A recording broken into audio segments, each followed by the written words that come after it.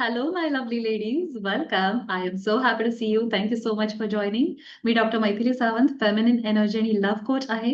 मी स्त्रियांना स्वतःच्या फेमिनिन एनर्जीवर काम करून स्वतःचं बेस्ट व्हर्जन कसं बनायचं आणि आयुष्यात अधिकाधिक प्रेम आकर्षित कसं करायचं या संबंधी मार्गदर्शन करते. आजच्या या व्हिडिओमध्ये तुमचं खूप खूप स्वागत आहे. आजचा टॉपिक हायली रिक्वेस्टेड आहे, तो म्हणजे सासूशी डील कसं करायचं.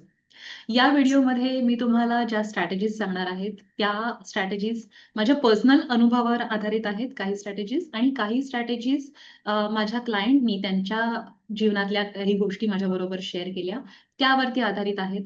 आणि इन जनरल रिलेशनशिप स्किल्स बद्दल मी जे काही शिकलेले आहे, त्यावरती आधारित या स्ट्रॅटेजीज असणार आहेत. Okay, so let's get started. मला असं वाटतं की सासूशी डील कसं करायचं हा मला असं वाटतं की इंडियन फिमेल्सचा मोठा यक्षप्रश्न असू शकतो. बऱ्याच स्त्रियांना हा इश्यू येतो आणि त्याच्याशी डील कसं करायचं याचं जर प्रशिक्षण नसेल त्यांच्याकडे तर रिलेशनशिपमध्ये इश्यूज येऊ शकतात आणि त्या एका रिलेशनशिपमध्ये जर आपल्याला हँडल करता आली नाही ती रिलेशनशिप तर आपल्या लव्ह लाईफवरती पण त्याचा परिणाम होतो. आपल्या पार्टनर बरोबर असलेली आपली रिलेशनशिप सुद्धा त्याच्यामुळे अफेक्ट होऊ शकते. आणि म्हणूनच हा टॉपिक जास्त महत्वाचा आहे. I am sure you relate to it, right? So सगळ्यात पहिल्यांदा आपल्याला काय करायचं, नंबर 1 स्टेप म्हणजे stop solving and start evolving. म्हणजे काय? Allow me to explain. So ज्या वेळेला एखाद्या स्त्रीला खूप सासुरवास होतो आहे, असं समजा आहे, की तिची सासू तिला खूप जास्त मानसिक त्रास देते आहे, असं तिला वाटतं. त्यावेळेला तिची पहिली जी नॅचरल रिएक्शन काय असते, ती तिच्या नवऱ्याला जाऊन सांगते, की असं-असं होत आहे, तुम्ही त्यांना समजावा. किंवा त्याबद्दल ती तिच्या मैत्रिणींना सांगते, तिच्या घरच्या आई-वडिलांना सांगते. जवळच्या तिच्या माणसांना ती सांगायला लागते किंवा ऑफिसमध्ये जर ती जॉब करत असेल, तर जॉबमधल्या कलीग्सना सुद्धा ती या गोष्टी शेअर करते. जनरली स्त्रिया खूप टॉकेटिव्ह असतात, त्यामुळे या गोष्टी त्यांना ज्या गोष्टी आतमध्ये इरिटेट होत आहेत, काही भावनिक बोलायचं आहे, तर त्या अशा पद्धतीने लूजली बोलायला लागतात. ओके. आता हे बोलल्यामुळे होतं काय, तर ज्या व्यक्तीबरोबर तुमचा इश्यू आहे ना, त्या व्यक्तीशी संभाषण होत नाही. त्या व्यक्तीबद्दल इतरांना जाऊन सांगितलं जातं आणि त्यामुळे परिणामी ती व्यक्ती तर काही बदलत नाही, पण आपले व्हायब्रेशन्स बदलून जातात. आपण दुसऱ्यांना सतत ती नकारात्मक गोष्टी सांगणाऱ्या व्यक्ती ठरतो आणि त्यामुळे मी ऑब्झर्व्ह केलं असेल अशा व्यक्तीला ऑफिसमधले कलीग्स पण टाळायला लागतात, मैत्रिणी टाळायला लागतात आणि रोज या ती त्या फक्त सासूबद्दलच सांगत असते, की ती बोर करते वगैरे, वगैरे. नवरा सुद्धा वैतागून जातो अशा स्त्रीला, कारण अल्टिमेटली त्या नवऱ्याची ती आई आहे ना, तर कुठल्या मुलाला आवडेल, की माझ्या आईबद्दल अशा कागाळ्या रोज उठून मला ऐकायच्यात. तर त्याचा पण पेशन्स सुटायला लागतो आणि तिथे पण टसल्स व्हायला लागतात. सो अल्टिमेटली काय होतं माहितीये, अशी जर स्ट्रॅटेजी आपण वापरत राहिलो, की त्या सासूबद्दल इतरांना जाऊन सांगायचं, त्यामुळे इतर लोकं आपल्याला टाळायला लागतात. आपले त्यांच्याशी असलेले संबंध बिघडतात आणि ते सतत तेच स्टेप सांगत राहिल्यामुळे आपण एक नकारात्मक व्यक्ती बनून जातो. आपले व्हायब्रेशन बदलतात कारण आपण सतत दुसऱ्याच्या कागाळ्या, गॉसिप्स दुसऱ्याला सांगतोय ना. So that is harmful for our own vibrations. आपण नकारात्मक व्यक्ती, इरिटेटेड व्यक्ती व्हायला लागतो. त्यामुळे हे आपल्याला सर्वप्रथम बंद करायचं आहे आणि स्टार्ट इव्हॉल्विंग. स्वतःच्या एनर्जीवरती काम करणं आपल्याला सुरू करायचं आहे. स्वतःच्या एनर्जीवर काम करणं सुरू करायचं आहे म्हणजे काय? स्वतःची एनर्जी म्हणजे आपल्या भावना, विचार, बिलीफ सिस्टीम आणि ॲक्शन्स या 4 गोष्टींवरती आपल्याला काम करायचं आहे. ओके. त्याबद्दल आपण पुढच्या पॉइंट्समध्ये बोलणारच आहोत. सो ही एक पहिली गोष्ट करायची आहे. Stop solving and start evolving. स्वतःच्या एनर्जीला एलिव्हेट करण्याचा आपण प्रयत्न सुरू करायचा आहे. ओके. म्हणजे प्रॉब्लेम छोटा राहणार आहे आणि you are bigger than the problem असं ते होणार आहे. सो ते आपल्याला करायचं. ओके. त्याच्यानंतर नंबर 2 म्हणजे तुमच्या रिलेशनशिपची तुम्हाला 100% जबाबदारी घ्यायची आहे. ओके. तुमच्या सासूबद्दल बरोबर जी रिलेशनशिप आहे ना, जे नातं आहे, आत्ता सध्या या क्षणी जे आहे, त्याची तुम्हाला 100% जबाबदारी घ्यायची आहे. तुमच्या पार्टची. तुम्ही जे काही त्याच्यामध्ये what you are bringing to the table त्याची तुम्हाला जबाबदारी घ्यायची आहे. ओके. म्हणजे काय करायचं आहे? Allow me to explain. So मी बऱ्याचदा बघते, की लग्न करण्याच्या आधी ना, अनेक मुलींना असं आधीच त्यांनी मनामध्ये विचार थॉट क्रिएट केलेला असतो. जो थॉट त्यांच्या आयुष्यातल्या अनुभवांवरनं आलेला असतो. म्हणजे फॉर एक्झाम्पल एखादी जर मुलगी आहे, तिने समजा बघितलेलं आहे, की तिच्या आईला खूप सासुरवास झाला, अमक्या मावशीला खूप सासुरवास झाला, त्या बहिणीला सासुरवास झाला. तर तिच्या मनामध्ये एक बिलीफ तिने क्रिएट केलेला असतो, की सासवा ह्या दुसऱ्यांना त्रास देणाऱ्या असतात आणि सासू म्हणजे एकदमच फारच डेंजर प्राणी आहे वगैरे असं तिने एक बिलीफ सिस्टीम क्रिएट केलेली असते मनामध्ये नकळतपणे. आणि या बिलीफ सिस्टीममुळे ती ऑलरेडी ज्या पद्धतीने रिलेशनशिपमध्ये एंट्री घेते, त्या एंट्रीमध्येच ती एक थोडीशी नकारात्मकता असते. त्या विचारांमध्ये एक नकारात्मकता असते. सो असं काही तुमच्या बरोबर झालेलं आहे का? ते तुम्ही चेक करून घ्या. आणि त्याच्यामुळे मग गोष्टी तशा पद्धतीने घडत जातात. कारण आपला जो विचार असतो ना, त्या विचाराप्रमाणे आपल्या जीवनाला आकार मिळतो आणि तशा गोष्टी आपण आपल्या आयुष्यामध्ये आकर्षित करायला लागतो. सो आपल्या विचारातनं कृती घडते आणि कृतीतनं आपल्याला समोरून रिस्पॉन्स मिळायला लागतो. सो असं काही आहे का? ते तुम्ही पहिल्यांदा चेक करा. That is number 1. त्याच्यानंतर नंबर 2 म्हणजे लग्न करताना आपण अनेक गोष्टी बघतो नवऱ्याबद्दलच्या, ओके. त्याचबरोबर त्याच्या घरातल्या लोकांबद्दलच्या गोष्टी पण आपण जनरली बघितल्या पाहिजेत. आयडियली बघितल्या पाहिजेत, ओके. घर कसं आहे, घरातली माणसं कशी आहेत असं. सो माझ्याकडे एक क्लायंट होती आणि ती खूप छान डॉक्टर आहे. अ, फार मोठ्या हॉस्पिटलमध्ये ती कार्यरत आहे आणि तिचा नवरा जो होणार आहे, तो पण सुद्धा डॉक्टर होता. सो डॉक्टर तिला ते छान वाटलं. पण त्याची जी आई होती, त्या मुलाची आई, ती फार खेडवळ होती, खेड्यात वाढलेली, होम मेकर अशी जी स्त्री असते तशा पद्धतीची ती होती. म्हणजे ती काही फार शिकलेली वगैरे नाही. त्यांच्या घरामध्ये फक्त हाच मुलगा डॉक्टर झाला. तर असं हे जे स्थळ आलं, तेव्हा तिने त्या स्थळाला होकार देऊन टाकला. आता इथे आपल्याला ना लक्ष देण्याची गरज आहे अशा बाबतीमध्ये. म्हणून मी तुम्हाला जर तुम्ही you are getting married suppose, तर या गोष्टी तुम्हाला लक्ष देण्याची गरज आहे, की ती जी सासू आहे होणारी, ती इमोशनली किती मॅच्युअर्ड आहे किंवा तिचा बॅकग्राऊंड काय आहे, तो पण बघणं आपल्याला फार गरजेचं आहे. म्हणजे माझ्या बाबतीमध्ये माझ्या नवऱ्याची आई जी असेल, ती एक होममेकर नसावी आणि ती वर्किंग लेडी असावी असं माझं एक म्हणजे माझा एक होतं, की असं असायला पाहिजे. ती होममेकर नसायला पाहिजे. कारण मी माझ्या आईला काम करताना बघितलेलं आहे आणि ती फ्री थिंकिंग, ओपन थिंकिंग अशी लेडी आहे माझी आई. सो त्याच पद्धतीची माझी सासू असावी, की जिने बाहेरचं जग बघितलेलं आहे. फक्त घर आणि मुलं एवढंच तिचं विश्व नसावं आणि ती थोडा ओपन थॉट प्रोसेस असावा. अशी माझी एक विचारांची पद्धत होती आणि त्या पद्धतीनेच मी पाहिलं तर माझ्या सासूबाई छान बी-एम-सीमध्ये खूप मोठ्या पोस्टवरती होत्या आणि आय लव्ह दॅट. त्या मेडिकल फील्डमधल्या होत्या. मला ही गोष्ट खूप आवडली. सो या गोष्टी आपल्याला लक्षात घेणं फार गरजेचं आहे. म्हणजे बिलीफ सिस्टमचे क्लॅशेस होत नाहीत. तर आता या माझ्या क्लायंटच्या घरी काय होतं, की ती छान जॉब करणारी आहे. अ, छान डॉक्टर आहे ती मुलगी आणि तिची सासू खेडवळ असल्यामुळे तिला असं वाटतं, की हिने जॉब करून आल्यानंतर 12 तास, 36 तास ऑन कॉल ड्युटी ऑफिसमध्ये तिच्या हॉस्पिटलमध्ये केल्यानंतर घरातली लादी पुसावी, कचरा काढावा, सणवार करावे, अशा तिच्या हाय एक्स्पेक्टेशन्स असतात. सो त्या एक्स्पेक्टेशन्स अर्थातच माझी डॉक्टर क्लायंट कंप्लीट करू शकत नाही. सो त्याच्यामुळे टसल्स निर्माण होतात.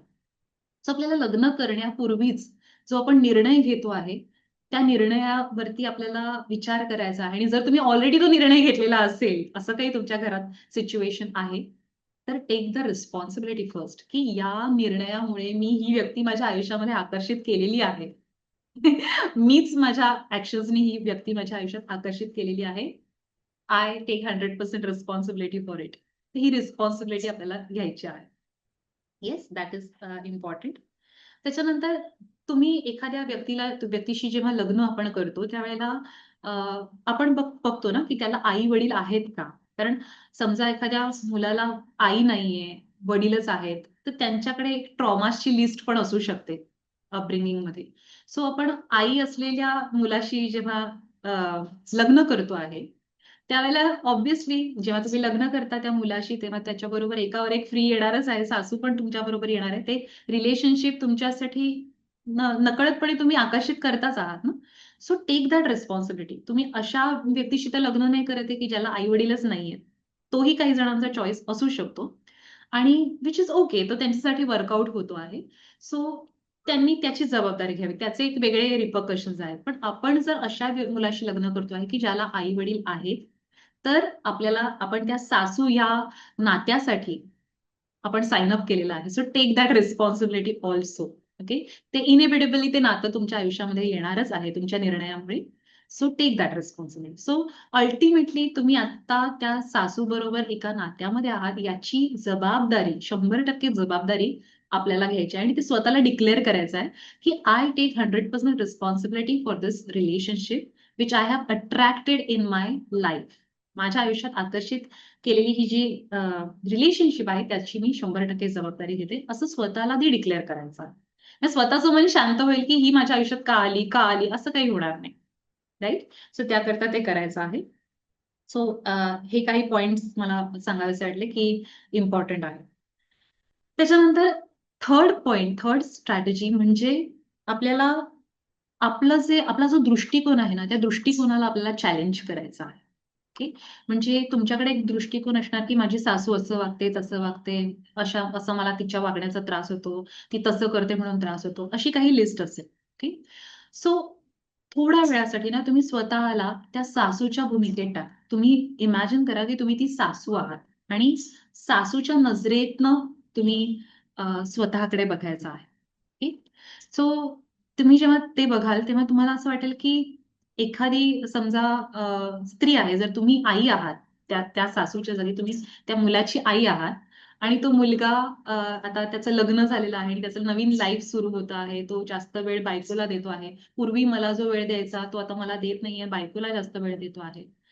तर त्या बाईच्या मनामध्ये इन्सिक्युरिटी निर्माण होऊ शकते. पॉसिबल आहे. राइट? जर तुम्ही आता समजा आत्ताच्या घडीला तुम्ही एक आई आहात आणि तुम्हाला लहान मूल आहे आणि ते लहान मूल जरा दुसऱ्या कोणाशी जास्त खेळायला लागलं, बोलायला लागलं, तरी पण तुम्हाला इन्सिक्युरिटी पॉपअप होते. तर त्यावेळेला का नाही होणार मला सांगा? राइट? सो सासूला इन्सिक्युरिटी वाटू शकते, असं मला म्हणायचं आहे. So it's okay to feel insecure. So तिच्या नजरेतनं जेव्हा तुम्हाला स्वतःला एक परसेप्शन द्याल ना, तेव्हा तुम्हाला या गोष्टी जाणवतील. किंवा दुसरं एक तुम्ही स्वतःला सांगा, की समजा तुम्ही तुमचा नवरा आहात स्वतःच. ओके. आणि रोज उठून तुम्ही समजा बायकोकडून आईबद्दलच्या कागाळ्या ऐकता, तर how it will feel for you? तुमच्या आतमध्ये तुम्हाला कसं फील होईल? विचार करा. Yeah. So it will not feel good, right? रोज आपल्या आईबद्दल काहीतरी माझी बायको मला सांगते आहे आणि मलाच तो न्यायनिवाडा करायचा आहे. माझ्यावरती ही रिस्पॉन्सिबिलिटी टाकली जाते आहे. How that person will feel? Okay. आणि समजा त्याच्याकडे असर्टिव्हनेसचं स्किलच नसेल, कॉन्फ्लिक्ट मॅनेजमेंट स्किलच नसेल. बऱ्याच पुरुषांकडे हे कॉन्फ्लिक्ट मॅनेजमेंट स्किल नसतं. ते दोन्ही बाजूंना खुश करायला जातात, चांगलं-चांगलं बनायला जातात. सो हे कॉन्फ्लिक्ट मॅनेजमेंटचं स्किल त्या व्यक्तीकडे लॅकिंग आहे, तर तो तुमची हेल्प कशी करणार?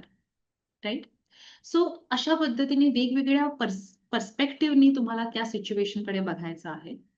आणि ते बघितल्यानंतर तुम्हाला कळेल, की मी आता ज्या सिच्युएशनमध्ये आहे, तिथून जर बाहेर मला पडायचं असेल, तर मलाच माझ्यावरती काम करणं गरजेचं आहे. येस? सो त्यावेळेला तुम्हाला तुमच्या एनर्जीची 100% जबाबदारी घ्यायची. म्हणजे आत्ताच्या घडीला तुम्ही तुमच्या या रिलेशनशिपमध्ये तुमचा विचार काय आहे त्या समोरच्या व्यक्तीबद्दल? तुम्ही काय फील करता? काय बिलीफ्स आहेत तुमच्या, धारणा काय आहेत त्या व्यक्तीबद्दल? आणि त्या व्यक्तीशी बोलताना तुमचं वागणं, बोलणं कसं असतं? या सगळ्याचा एक त्रयस्थ दृष्टीने तुम्ही विचार करा. Okay. How is your tone of voice? किंवा तुमची बॉडी लँग्वेज कशी असते? तुम्ही त्या नात्यामध्ये काही एफर्ट्स टाकता का तुमच्या साइडनी? तुमचे शब्द कसे असतात त्या व्यक्तीशी बोलताना?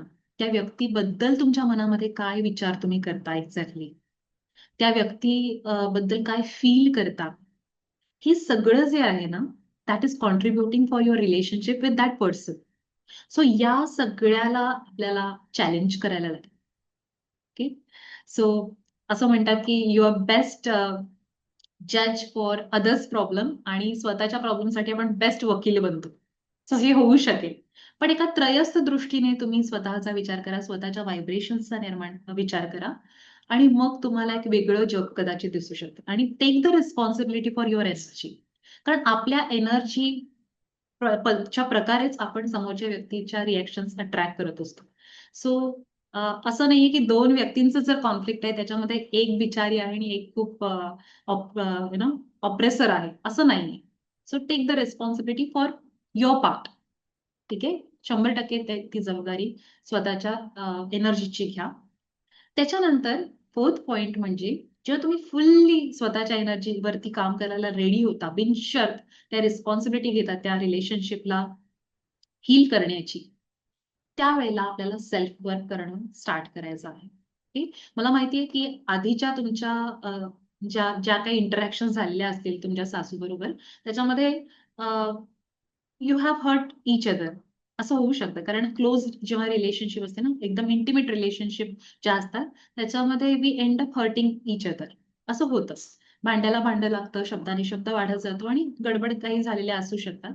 That's okay. That is the past. आपल्याला एक नवीन सुरुवात करायची आहे. त्यामुळे तुम्हाला असं काहीतरी करावं लागेल, जे तुम्ही आत्तापर्यंत केलं नव्हतं. ओके. आय रिपीट, जर तुम्हाला जे चांगलं काहीतरी झालेलं हवं आहे, तर तुम्हाला असं काहीतरी करावं लागेल, जे तुम्ही आत्तापर्यंत केलं नव्हतं. जर आत्तापर्यंत जे केलं तेच करत राहिलात, तर तेच रिझल्ट मिळतील जे आत्तापर्यंत मिळत होते. राइट? समजा तुमची ही स्ट्रॅटेजी होती, की सासूबद्दल सगळ्यांना जाऊन सांगत राहायचं आणि रडत राहायचं. तर तेच परत-परत होत राहणार आहे. पण तुम्हाला जर परिस्थिती बदलायची आहे, तर स्वतःच्या एनर्जीवर काम करणं अत्यंत आवश्यक आहे. आणि त्याकरता स्वतःच्या एनर्जीची जबाबदारी घ्यायची आहे आणि मग स्वतःच्या व्हायब्रेशन्सवर काम करणं, स्वतःच्या भावना, विचार, बिलीफ सिस्टम आणि ॲक्शन्सवर काम करण्याला सुरुवात करायची आहे. याकरता तुम्हाला कम्युनिकेशन स्किल्स शिकणं, रिलेशनशिप स्किल्स शिकणं हे फार जास्त गरजेचं आहे. ठीक. इथे मी एक उदाहरण सांगेन. माझ्याकडे एक क्लायंट होती आणि तिचं तिच्या सासूबरोबर पटायचं नाही आणि असाच इश्यू होता तिचा. तर मी म्हटलं, की "तुझं तुझ्या सासूबरोबर पटत नाहीये, ठीक आहे. पण तुला काही जाऊ वगैरे आहे का?" तर ती म्हणाली, "हो, माझी एक जाऊ आहे आणि तिचं आणि माझ्या सासूचं छान जमतं." तर म्हटलं, "हो का? कसं काय?" तर मग तीच बोलता-बोलता म्हणाली, की तिच्या सासूबाई कोल्हापूरला असतात आणि ही मुंबईला असते आणि दुसरी जाऊबाई पुण्याला असते. सो जेव्हा सणवार असतात, दिवाळीला वगैरे सगळेजण एकत्र जमतात कोल्हापूरच्या घरी, असं. सो ती म्हणाली, की कोल्हापूरच्या घरी मी एक ऑब्झर्व्ह केलेलं आहे. जेव्हा-जेव्हा मी जाते तेव्हा म्हणजे यावेळेला जेव्हा गेले होते, तेव्हा माझ्या सासूबाईंनी सांगितलं, की "मी हे बघ नवीन पडदे आणले." आणि मग मी त्यांना सांगितलं, की "हा कलर घेण्याऐवजी तुम्ही हा कलर घेतला असतात तर छान झालं असतं." आणि मग त्या माझ्यावर उखडतात, अबोला धरतात वगैरे, काही बोलत नाहीत. आणि तेच माझी जी जाऊबाई आहे, ती म्हणते, की "वाह! वाह! किती छान पडदे आहेत. आय लव्ह इट" वगैरे, वगैरे. आणि त्या तिलाच जास्त सांगायला लागल्या. म्हटलं, की "देअर यू आर." तुला काय गरज आहे? त्यांनी कुठचे पडदे त्यांच्या घरात लावावेत? काय फरक पडतो ना? ते it is none of your business actually, right? So let her be. So असा पण काही जणांचा स्वभाव असतो, की सतत सूचना देत राहायचं, करेक्ट करत राहायचं दुसऱ्या व्यक्तीला. सो असा काही तुमचा स्वभाव असेल, तर तो कदाचित तुमच्या नात्यामध्ये अडथळा आणू शकतो. राइट? सो अशा पद्धतीने स्वतःच्या बिहेवियरल पॅटर्न्सवर सुद्धा काम करणं गरजेचं आहे. स्वतःच्या एनर्जीवर काम करणं गरजेचं आहे. सो कम्युनिकेशन स्किल्स हा शिकण्याचा विषय आहे. रिलेशनशिप स्किल्स शिकण्याचा विषय आहे. बिहेवियरल पॅटर्न आपले स्टडी करून, आयडेंटिफाय करून त्यांना हील करणं हे फार गरजेचं आहे. सो कुठच्याही नातेसंबंधामध्ये या सगळ्या गोष्टी शिकणं गरजेचं आहे. स्पेशली पर्सनल वैयक्तिक नातेसंबंधामध्ये. ओके. सो या गोष्टी म्हणजे प्रोफेशनल रिलेशनशिप्स हा एक एंटायरली वेगळा टॉपिक आहे आणि वैयक्तिक नातेसंबंध हा एक वेगळा रिलेशनशिपचा टॉपिक आहे. सो शिकण्याची गरज आहे. आपण काही घरातनं शिकून आलेलो नाहीये. मी सुद्धा या रिलेशनशिप स्किल्स स्वतःला शिकवल्या. एम्पॅथी, इमोशनल इंटेलिजन्स या सगळ्या गोष्टी आपल्याला शिकण्याची गरज आहे. इमोशनल इंटेलिजन्स आपण जेव्हा शिकतो, तेव्हा आपण स्वतःच्या भावना रेग्युलेट करू शकतो आणि दुसऱ्या व्यक्तीच्या भावना सुद्धा आपण मॅनेज करू शकतो. इट इस अल्मोस्ट लाइक तुमच्याकडे एक इमॅजिनरी डायल असतं, ज्या डायलमुळे तुम्ही तुमचे इमोशन्स कमी जास्त करू शकता, वेळेप्रमाणे वाढवू शकता, कमी करू शकता. समोरच्या व्यक्तीला सुद्धा मॅनेज करू शकता. राइट? इमोशन्स वाढवू शकता हे मी म्हटलं कारण कुठे कधी व्हिक्टिम बनायचं, कधी प्रॉसिक्युटर बनायचं, कधी रेस्क्युअर बनायचं, या सगळ्या स्ट्रॅटेजीज आपल्याला माहिती असल्या पाहिजेत ना. इमोशन्सला कसं कुठे वापरायचं. That is also power, that is intelligence. Okay. So या गोष्टी आपल्याला शिकण्याची गरज आहे. सो या गोष्टी शिकण्यामध्ये तुम्हाला रस असेल, जो की असेलच डेफिनेटली, तर डेफिनेटली तुम्ही माझा एलिव्हेट हा प्रोग्राम जॉइन करू शकता. हा प्रोग्राम जॉइन करण्यासाठी खाली दिलेल्या मोबाईल क्रमांकावरती, WhatsApp क्रमांकावरती तुम्ही मला पिंग करा, म्हणजे मी तुम्हाला एलिव्हेट प्रोग्रामच्या डिटेल्स डेफिनेटली पाठवीन. So I would love to have you there. आणि यामुळे तुम्ही स्वतःच्या एनर्जीमध्ये बदल घडवून स्वतःचे नातेसंबंध, केवळ सासू सोबतचे नातेसंबंध नाही, तर इतर अनेक लोकांबरोबरचे नातेसंबंध अधिक चांगले, अधिक सुंदर, यशस्वी करू शकता. So that is important thing.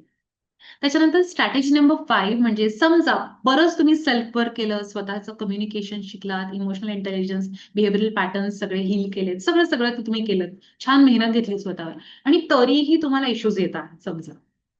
Okay, possibilities आहेत. सो त्यावेळेला स्वतःला विचारायचंय, स्वतःला सांगायचंय की माझ्या सासूबरोबर असलेली रिलेशनशिप ही माझ्या पूर्ण जीवनाचा एक छोटासा पार्ट आहे. ती माझं लाईफ नाहीये. राइट? सो जेवढं तुम्ही त्या गोष्टीवरती फोकस कराल ना, ती गोष्ट अँप्लिफाय व्हायला लागेल. इट इज ऑलमोस्ट लाइक तुम्ही मॅग्निफाइंग ग्लास घेऊन त्या रिलेशनशिपकडे एकदम फोकसली बघतात आणि तिथेच सगळं तुमचं एनर्जी जाते आहे. सो अशा गोष्टीला एनर्जीच द्यायची नाही. एखादी व्यक्ती नाही बदललं ना, तिचा स्वभाव समजा क्रिटिसिझमचा असेल समोरच्या व्यक्तीचा किंवा घालून पाडून बोलण्याचा असेल, एनर्जेटिकली आपल्याला विथड्रॉ करायचंय स्वतःला. Pull back your energy. त्या गोष्टीला एनर्जीच देऊ नका. कारण wherever your energy goes, you know, your wherever your focus goes, your energy flows and that thing grows. ती गोष्ट तुम्हाला अजून जास्त मोठी झालेली वाटणार. सो त्यामुळे त्या गोष्टीला तुम्ही तवज्जूच नका देऊ. तिला भावच देऊ नका. हो म्हणायचं, गप्प बसायचं असं आपण करू शकतो. ओके. सो ते करण्यासाठी सुद्धा आपल्याला पॉवर स्वतःची वाढवायला लागते. सेल्फ पॉवर वाढवायला लागते. त्याकरता परत सेल्फ वर्क करायला लागतं डेफिनेटली. आणि त्याचा फायदा होतो आपल्याला. राइट? कारण मी हे का सांगते आहे, कारण माझ्याकडे अनेक अशा मुली आहेत, ज्या आता 10-10 वर्ष, 15-15 वर्ष अमेरिकेत राहत आहेत. त्यांची सासू त्यांच्याबरोबर राहत सुद्धा नाही. पण त्यांची सासू जी इंडियात असताना त्या ज्या काही 6 महिने, 3 महिने सासूबरोबर राहिल्या आणि त्याच्या ज्या आठवणी त्यांच्या सोबत आहेत, त्या आठवणी त्यांना अमेरिकेतही शांतपणे झोपू देत नाहीयेत, असं त्या म्हणतात. किंवा काही जणांच्या सासवा तर देवाघरी सुद्धा गेल्या, त्यांना देवाज्ञा झाली, पण स्टिल त्यांच्या माइंडमध्ये मधनं त्या जात नाहीयेत आणि त्या स्वतःला त्रास करून घेतात दर दिवशी. सो हे खूप हॉरिबल आहे ना. असं असं you don't deserve that. You deserve kindness towards yourself. Okay. So show that kindness to you. आणि तो फोकस हटवण्यासाठी आपल्याकडे अनेक काही टूल्स आहेत, स्ट्रॅटेजीज आहेत. त्या पद्धतीने आपण स्वतःला ग्रूम करू शकतो. तुमचं लाईफ एवढं मोठं बनवा ना, की ती गोष्ट तुम्हाला एकदम अशी छोटीशी ठिपक्यासारखी वाटेल आणि you will feel empowered. Right? So ते तुम्ही करू शकता आणि एनर्जेटिकली विथड्रॉ करू शकता त्या व्यक्तीपासून. जरी ती व्यक्ती हयात असो नसो, एनर्जेटिकली विथड्रॉ करणं, त्या कॉर्ड्स कट करणं फार गरजेचं आहे आणि तो पण एक आपल्याला त्यामध्ये पण एक प्रोसेस करण्याची गरज असते. सो या सगळ्या गोष्टींमध्ये अर्थातच तुम्हाला कोचची मदत लागणार आहे आणि if you are willing to work on yourself, you are welcome to join elevate program. Okay. हा प्रोग्राम खास मी याच गोष्टीसाठी बनवलेला आहे. ज्यामुळे तुम्ही तुमच्या रिलेशनशिपवर काम करून तुमच्या आयुष्यामध्ये अधिकाधिक प्रेम आकर्षित करू शकाल. आणि मी तुम्हाला सांगते, ज्यावेळेला तुमचे आणि तुमच्या सासूचे संबंध खूप छान असतात ना, त्यावेळेला तुमच्या नवऱ्याला पण रिलॅक्स वाटतं, की बाबा दोघींचं छान चाललंय, मला काय माझ्यापर्यंत काही येत नाहीये. So that is power. Okay. So what energy you are bringing to the table is very, very important. माझ्या बाबतीत माझा पर्सनल अनुभव म्हणजे सांगायचा म्हणजे माझं आणि माझ्या नवऱ्याचं जेव्हा लग्नाआधी 10 वर्ष अफेअर होतं आणि त्यावेळेला तो जेव्हा बंगलोरला होता कामानिमित्त, तेव्हा मी माझ्या सासूबाईंना जाऊन भेटायचे त्यांच्या घरी. आम्ही एकत्र फिरायला जायचो, नाटकाला जायचो. छान आम्ही एन्जॉय करायचो. सो मी त्या रिलेशनशिपला सुद्धा एक वेगळी रिलेशनशिप म्हणून ट्रीट केलेलं आणि त्या रिलेशनशिपमध्ये इन्व्हेस्ट केलेला आहे. सो ज्यावेळेला आपण आपल्या साइडनी इन्व्हेस्ट करतो ना रिलेशनशिप मध्ये, त्यावेळेला ती गोष्ट आपल्याला सहस्त्रपटीने रिटर्न्स देतेच देते. समोरूनही आपल्याला तसा रिस्पॉन्स येतो. सो एम्पॅथी ही एक मोठी गोष्ट आहे. प्रेम ही एक मोठी गोष्ट आहे आणि प्रेमाने आपण लोकांना जिंकू शकतो. सो आपल्यातली ती लव्ह फ्रिक्वेन्सी आहे ना, ती आपल्याला वाढवायची आहे. त्याच्यावरती आपल्याला काम करायचं आहे. आणि मी खात्रीने सांगते, तुम्ही सहस्त्रपटीने तुमच्या आयुष्यामध्ये प्रेम आकर्षित करायला लागणार. ओके. सो प्रेम मिळवणं, चहूबाजूंनी प्रेम मिळवणं ही तुमची प्रायोरिटी असेल तर definitely join elevate program. Yeah. So that's it for this video आणि I see you in the next video. तुमचे जे प्रश्न असतील ते माझ्यापर्यंत कमेंटच्या माध्यमातून पोहोचवा. त्याचबरोबर तुम्हाला असं पाहिजे असेल कुठल्या टॉपिक बद्दल मी व्हिडिओ बनवावा, तर तो टॉपिक माझ्यापर्यंत पोहोचवा कमेंटच्या माध्यमातून. So I would love to make videos on that topic. So I'll see you in the next video. Till then, take care. God bless you. Lots of love to you. Bye bye.